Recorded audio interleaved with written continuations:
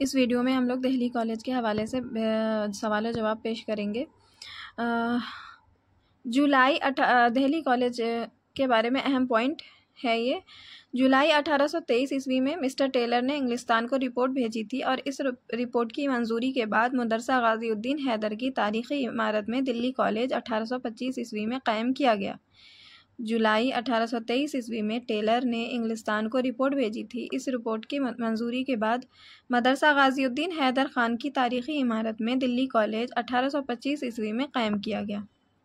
Delhi college को कब Lahore college में ज़म कर दिया गया? तो अप्रैल 1877 ईस्वी में लाहौर कॉलेज में ज़म कर दिया गया। मदरसा गाज़ीउद्दीन हैदर कब कायम किया गया था? तो 1792 ईस्वी में मदरसा गाज़ीउद्दीन हैदर कायम किया गया था। इसी मदरसे की तौसीह भी कहा जाता है दिल्ली कॉलेज को। मदरसा गाज़ीउद्दीन हैदर की तौसीह कहा जाता है दिल्ली कॉलेज को। दिल्ली कॉलेज के क़याम का मकसद है। दिल्ली कॉलेज के क़याम का मकसद हिंदुस्तानियों को अंग्रेज़ी तालीम से और मगरबी उलूम से वाकिफ़ कराना। दिल्ली कॉलेज के क़याम का मकसद हिंदुस्तानियों को अंग्रेज़ी तालीम से और मगरबी उलूम से वाकिफ़ कराना। कॉलेज के असातिज़ा। Mister Joseph Henry Taylor Delhi college के पहले प्रिंसिपल मुकर्रर हुए और उनकी जो तनख्वाह थी 175 रुपये माहाना थी। Mister Joseph Henry Taylor Delhi college के पहले प्रिंसिपल मुकर्रर हुए थे।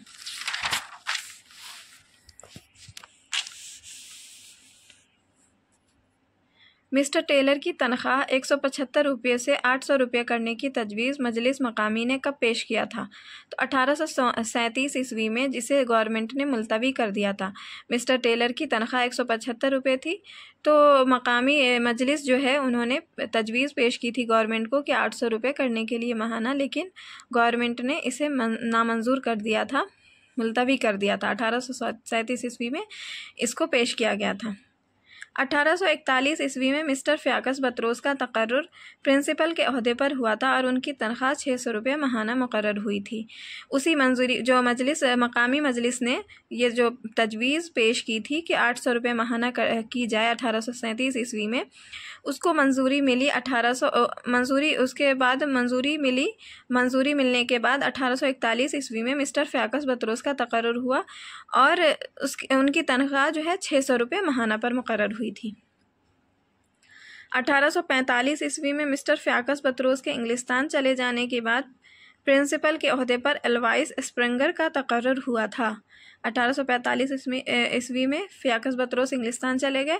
उनके जाने के बाद स्प्रिंगर जो है वो उनका तकर्रुर हुआ था प्रिंसिपल के ओहदे पर। आसारुस सनादीस सर सैयद अहमद ख़ान ने और रामचंद्र ने फ़वाइदुन नाज़रीन स्प्रिंगर की ईमा पर शाया किया था। स्प्रिंगर ने लखनऊ में शाहान अवध के कुतुब खाने की फ़हरिस्त तैयार की थी। मशरिक़ी और मगरबी शोबों का इंज़माम और निसाब तालीम को यकसां डॉक्टर स्प्रिंगर ने किया था। तालीमी मेयार को बढ़ाने के लिए स्प्रिंगर ने मशरिक़ी और मगरबी शोबों का इंज़माम और निसाब तालीम को यकसा किया था। यानी स्प्रिंगर ने बहुत अहम काम किए थे दिल्ली कॉलेज के लिए। 1850 ईस्वी में स्प्रिंगर बंगाल मुंतकिल हो गए। उनके बाद प्रिंसिपल के ओहदे पर मिस्टर जे कारगिल मुकर्रर हुए थे। स्प्रिंगर के बाद जे कारगिल मुकर्रर हुए थे प्रिंसिपल के ओहदे पर। मिस्टर कारगिल के चले जाने के बाद मिस्टर टेलर कायम मकाम प्रिंसिपल 1854 ईस्वी में हुए थे। मिस्टर कारगिल के बाद उनकी जगह पर कायम मकाम प्रिंसिपल 1854 ईस्वी में मिस्टर टेलर हुए थे। 1857 ईस्वी में जब गदर हुई थी, उस वक्त दिल्ली कॉलेज के प्रिंसिपल मिस्टर टेलर ही थे और 1857 ईस्वी में बागियों ने उनका कत्ल कर दिया था। 1857 ईस्वी के वक्त जो गदर के वक्त जो दिल्ली कॉलेज के प्रिंसिपल थे वो मिस्टर टेलर थे और 1857 के बागियों ने उन्हें कत्ल कर दिया था।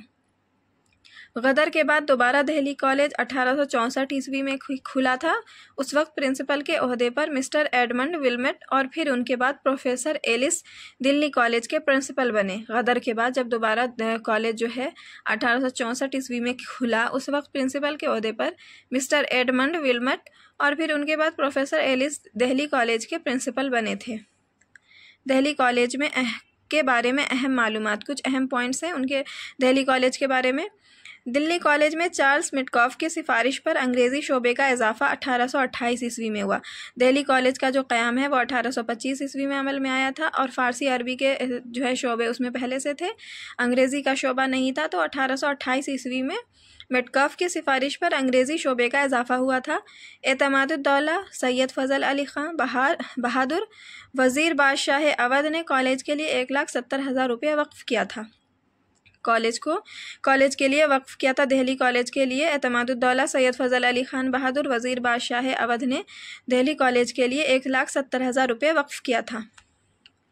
कॉलेज के निसाब में ज्योमेट्री का इजाफा 1832 ईस्वी में किया गया था। 1828 में अंग्रेज़ी शोबे का इजाफा किया गया और 1832 ईस्वी में ज्योमेट्री का इजाफा किया गया।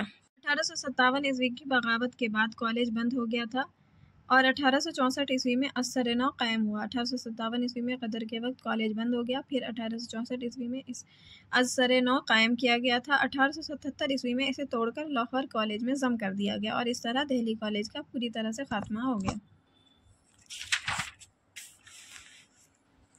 मिस्टर फ़ियाकस बतरोस ने दिल्ली कॉलेज के तहत दिल्ली वर्नाकुलर ट्रांसलेशन सोसाइटी कायम की थी 1843 ईस्वी में। 1843 ईस्वी में मिस्टर फ़ियाकस बतरोस ने वर्नाकुलर ट्रांसलेशन सोसाइटी कायम की थी। इसका मकसद उलूम मुफीदा का देसी ज़बानों में तर्जुमा करना था, यानी देसी ज़ुबानों में किताबों की इशाअत करनी थी। वर्नाकुलर सोसाइटी के सेक्रेटरी जो थे वो मिस्टर फ़ियाकस बतरोस थे। बतरोस के बाद दिल्ली वर्नाकुलर ट्रांसलेशन सोसाइटी के सेक्रेटरी स्प्रंगर भी रहे थे। मिस्टर फ़ियाकस बतरोस ने वर्नाकुलर ट्रांसलेशन सोसाइटी का क़याम किया था 1843 ईस्वी में और इसका मकसद जो था वो देसी ज़बानों में तर्जुमा करना था और इस सोसाइटी के सेक्रेटरी मिस्टर फ़ियाकस बतरोस थे। बतरोस के बाद दिल्ली वर्नाकुलर ट्रांसलेशन सोसाइटी के सेक्रेटरी स्प्रंगर बने थे।